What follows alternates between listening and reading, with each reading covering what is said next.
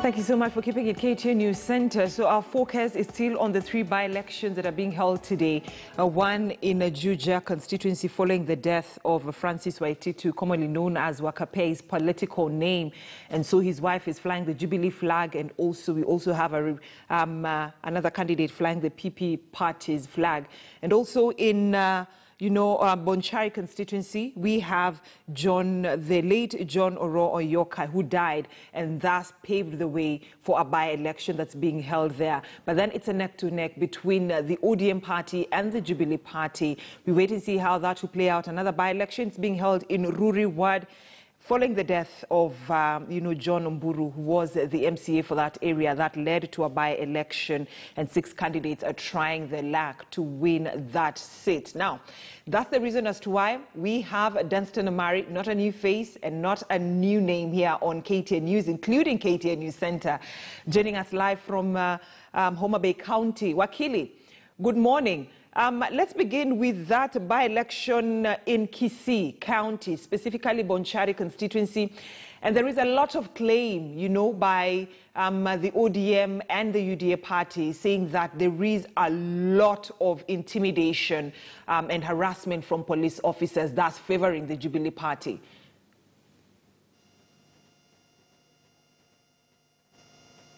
Wakili, if you may unmute your mic so that we can hear you properly.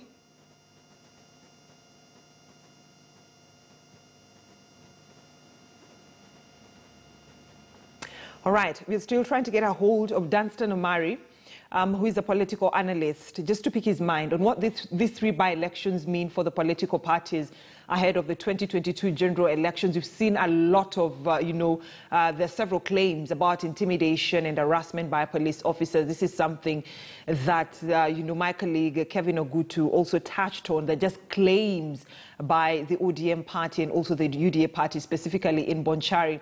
And within the same, 2 constituencies, that is Bonchari and also Juja, and also the Ruri Ward, there is low voter turnout. What is the cause of this low voter turnout, and what should be done by political parties to ensure that the supporters, actually they woo their supporters the right way so as to vote for their political parties' flag bearers? So let me bring back Dunstan Omari. I believe, Wakili, your sound is now okay. We were talking about, we were beginning first this conversation with the Bonchari by-election, how crucial it is for the ODM party and the Jubilee party, because they're neck to neck.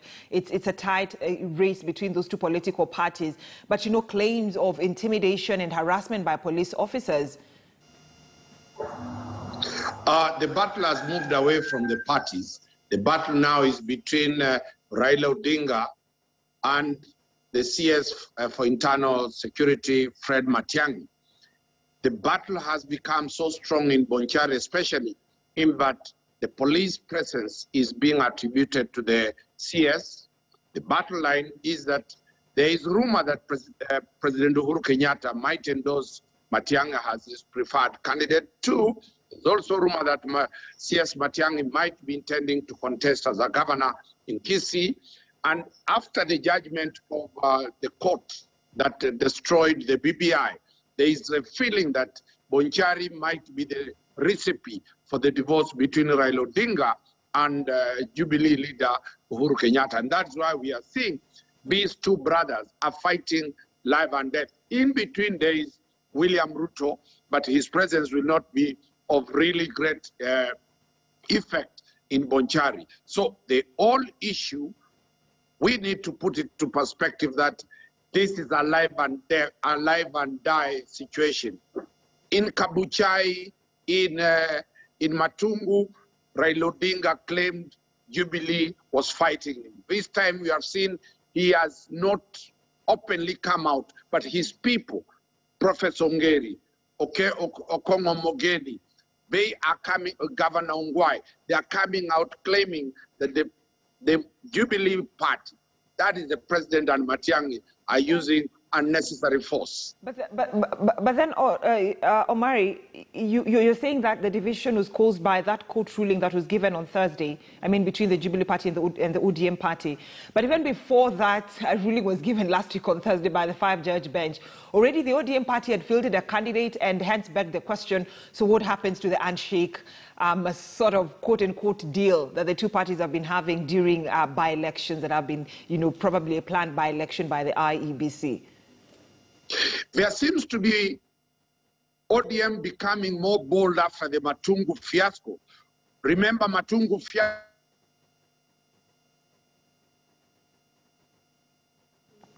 All right, looks like we've lost the audio of Danstan Omari. Just some of the challenges we experience here within the media industry right now that you're doing most of our interviews virtually due to the COVID-19 protocols. So once we sort out that, we will be bringing back Wakili. But then he was telling us about the ODM party coming out boldly, this time round, based on the Kabuchai by-elections, not depending on the handshake as a way of just trying to win a by-election. They've decided to go it alone. And that's why the ODM party this time round, when it came to this Kisii County, Bonchari constituency by-election, they decided to field their own candidate. We're also seeing the Jubilee Party has decided to field its own candidate. UDA is also there. But remember, the most crucial thing is claims that were being made by these two political parties, UDA and ODM, but definitely Wakili has given us an in-depth explanation as to the reason as to why that was happening. But then Wakili, you are giving us an explanation before we lost you via audio, the reason as to why ODM party decided to go it alone and not depend on that whole quote-unquote political say of a handshake candidate. ODM in the last 6 months, from around December, January, slowly you can see it started criticizing President Uhuru Kenyatta in Parliament.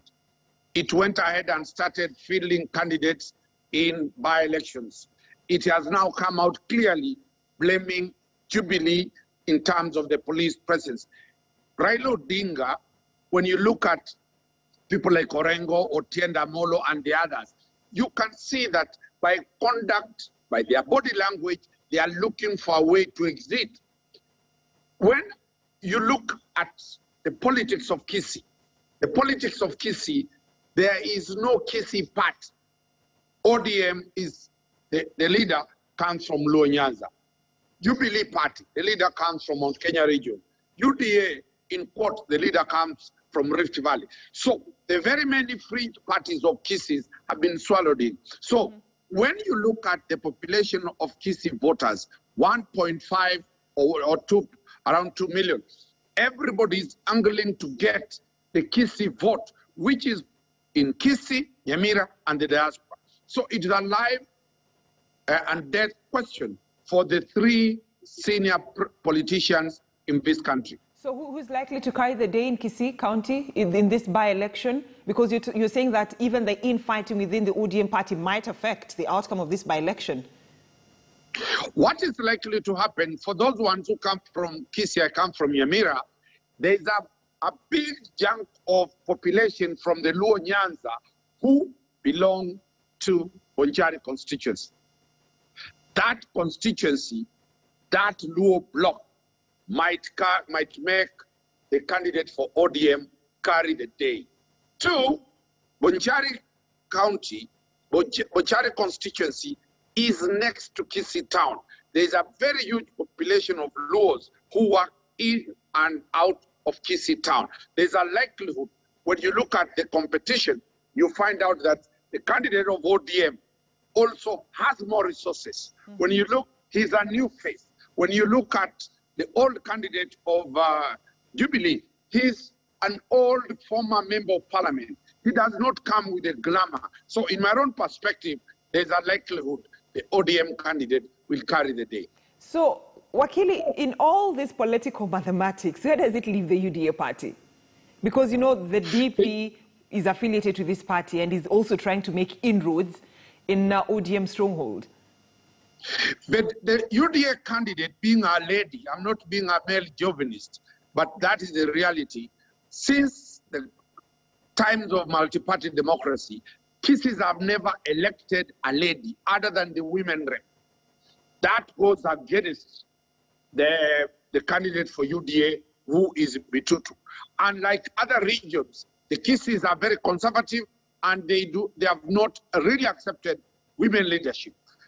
Any of the women who have gone to parliament have been nominated. We have the likes of Yarinda Moikobu, we have the likes of Catherine Nyamato, we have the likes of those women who have gone to parliament. So that makes William Ruto's candidate not a candidate to win. But William Ruto's party is making inroads. He has more members of parliament in Gusiland who have been campaigning for this, but I don't think they are likely to beat the ODM candidate. But IBC Chebukati will announce to us who the winner will be. And you know, we never know. Maybe this time around, the people of Kisii County might surprise Kenyans by electing a woman representative. That's on a light note. I'm not trying to campaign for anyone here. So let the people of Kisii County, Bonchari constituency, cast their ballot in a democratic manner. That's just, I needed to make that clear. But then, as we look at Bonchari, there's another crucial by-election in Juja. And why this is a bit crucial and a bit interesting is that, so UDA decides not to field a candidate, then they decide to support a candidate for the PP party that's been affiliated. You know, that party is said to belong to one of the members of parliament who's also affiliated to the UDA party and also the deputy president himself. The contest in Juja is not about UDA or Jubilee. The contest in Juja is President Uhuru Kenyatta's backyard. That is his home. If Jubilee loses in his home, then there will be a confirmation that William Ruto has the grip of Mount Kenya region. Therefore, they'll put up the biggest fight because that is a very critical issue. Number two, it is coming just after President Uhuru Kenyatta has lost the BBI decision in court. So will this salvage the president's image?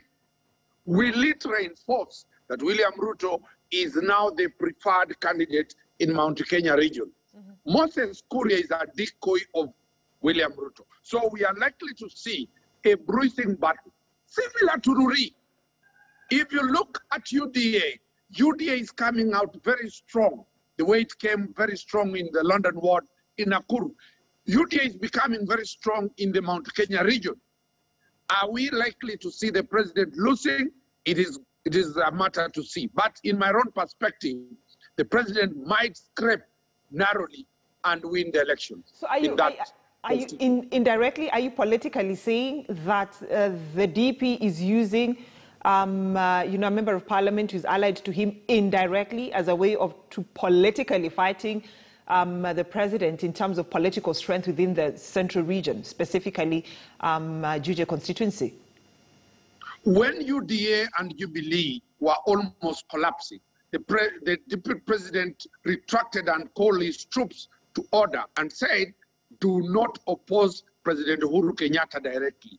Among the policies is use decoy parties to contest, not UDA in central Kenya, because the president said, who can pass through the door to the bedroom of the president? So definitely it is very clear to every Kenyan that the battle in Juja is between the president and his deputy. Right. But factually and evidentially, you can't link the deputy president to that battle. But the funding and everything of Moses Kuria, you'll see that the campaign for UDA candidate in Juja is well coordinated and well oiled. All right. But then isn't it not interesting, Omari, that we have a president who is the party leader of the Jubilee Party that has fielded a candidate, the wife of the late Francis Waititu, a.k.a. Wakape. And then we have a member of his own party who has decided to form a political party and field a candidate. We are living in very interesting political times. One, the president will not be in the ballot 2022. William Ruto has said he will be in the ballot 2022. Their interests and their ambitions are totally different. That is why William Ruto is coming from a point that from Jomo Kenyatta to Moi to Kibaki, deputy presidents or vice presidents or prime ministers have never been given the battle to run. He is the first one who is a student of history, and he learned that a long time ago. From 2013, he started his campaign. The Saitotis, the Kalonzos, the Kibakis, all of them lost because they were waiting to be given a baton by the sitting president. Right. None of them was given that baton.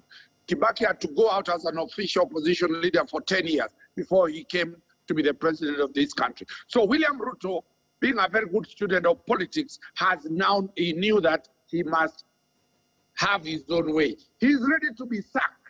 He's ready to be thrown out.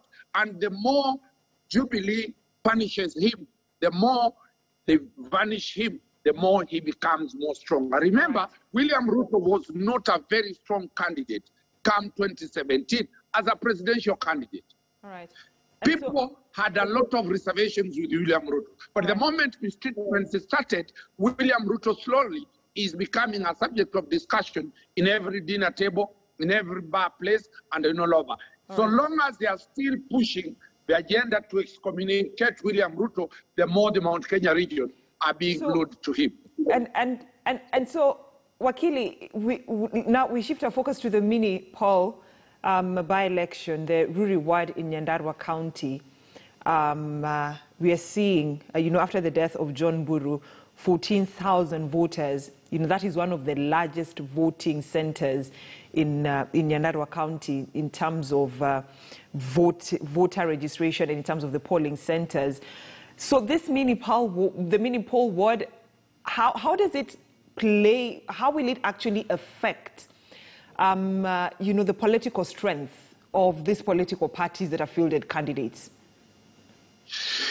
Nyandarua and Laikipia, although they are two counties, form the bedrock of the old people, JM Kariuki, Gigi Kariuki. It forms the bedrock of the critics of the late President Jomo Kenyatta. Nyandarua is the home of Governor Kimemia. Nyandarua is not an easy county. They call themselves Mount Kenya region, but they are in Rift Valley. So that is how critical Nyandarua is. Therefore, Ruri is not an ordinary ward. It is a ward that has deep, deep, deep ramifications on who wins. An MCA ward becoming more bigger than Bonchari, more bigger than Juja.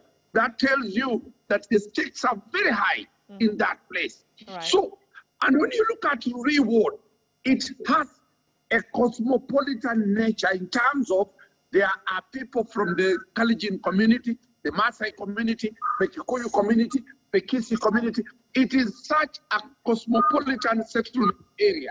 And therefore, you cannot say that in Ruri there is going to be an ethnic bloc that is going to carry the day alone. All right. That area, similar to Kajiado. So in my own perspective, whoever wins at Ruri, a serious message will be sent to the owners of the three political parties that are the front runners. Right. So, Wakili, as we wind up this conversation in a minute, kindly break it down for us, the low voter turnout that are always reported during any by-election, and that is also being reported today in the three by-elections that we are seeing, and how it's likely to affect the results at the end of the day in terms of the margin between the first person who wins this election and the runners-up. The low voter turnout in by-elections is a normal thing, but we have now a very lower voter turnout. What I'm saying, when we start from Sambweni, they arrested the chief, they arrested Mudama, who was the chief agent. There was a lot of police presence. Voter turnout was low. We come to Bonchari, similar approach, heavy police presence. We have seen in Kabuchai, heavy police presence. The heavy police presence, for the old people, they'll never appear. For the mothers and our mothers and the women who are aged, they'll never appear. The youth are the ones who are ready to move on. So I think that there's a new concept of militarizing or putting police at every corner to discourage voters to come. Is it likely to be replicated up to 2022? Such low voter turnout was seen in the infamous Mlolongo election of 1988, where there was a serious presence of police people. And lastly, the COVID pandemic, the voters have been used to getting bribes from those contesting. There was no contact between the candidates and the voters. So that might be the reason as to why the voter turnout is going to be very low. All right. Wakili, always, good hearing from you, just speaking your mind. I like the way you explain every detail in politics. These 3 by-elections that are crucial today for these political parties, it weighs the strength of a political party. So we wait and see who'll carry the day in Juja, Bonchari and Ruri Ward. At the end of the day, once the IEBC begins to count the ballots, the votes that have been cast by voters in the 2 constituencies and also in Ruri Ward. But then remember, voters in Juja and Bonchari